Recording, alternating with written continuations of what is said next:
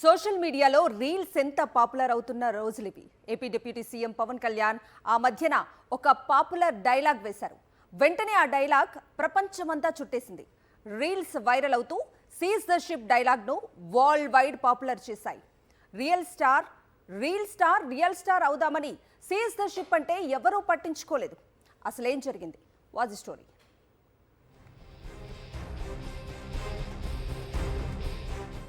Seize the ship seize the ship seize the ship అంటూ deputy ముఖ్యమంత్రి పవన్ కళ్యాణ్ అధికారులను ఆదేశించారు.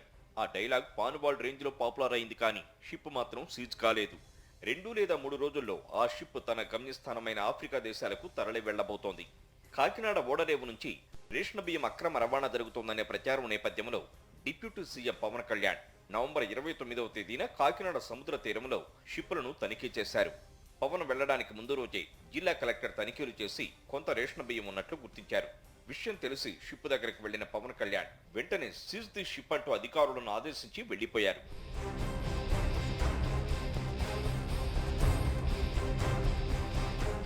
ప్రైవేటు కారో బస్సు అయితే పవన్ కాదు, ఎమ్మెల్యే చెప్పినా అధికారులు ఆపేస్తారు, అవసరమైతే సీజ్ చేస్తారు.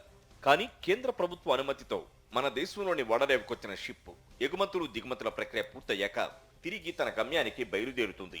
అటువంటి షిప్ను సీజ్ చేయాలంటే కేంద్రం నుంచి అనుమతి రావాలి. రాష్ట్రానికి అధికారం ఉండదు. కానీ రేషన్ బియ్యం ఉన్నాయని చెప్పి కలెక్టర్ తనిఖీల తర్వాత కూడా సీజ్ ద షిప్ అనే డిప్యూటీ సీఎం పవన్ కళ్యాణ్ హడావుడి చేయగానే ఏం చేయాలో తోచక అధికారులు జుట్టు పీక్కున్నారు.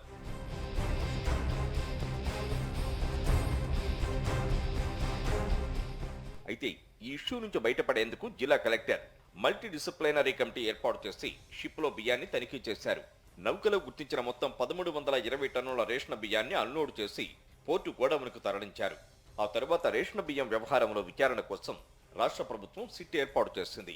కానీ ఆ సిట్టు ఇంతవరకు కాకినాడ ముఖం కూడా చూడలేదు. అయితే రేషన్ బియ్యం విదేశాలకు ఎగుమతి చేస్తూ పట్టబడ్డ సత్యం బాలాజీ, లావణ్య కంపెనీలపై 6A కేసు నమోదు చేశారు. రేషన్ బియ్యం అక్రమ ఎగుమతి చేస్తున్నారని, ఎవరినో టార్గెట్ చేయాలని డిప్యూటీ సీఎం పవన్ కళ్యాణ్ హడావుడి చేసిన సీజ్ ది షిప్ అన్నా కూడా ఎవరూ పట్టించుకోలేదు. కాకినాడ సాగర తీరంలో తన కార్యక్రమాలు ముగించుకున్న స్టెల్లా L1 పనామా నౌక ఈ నెల 5 లేదా 6వ తేదీన ఆఫ్రికాకు ప్రయాణం కాబోతోంది.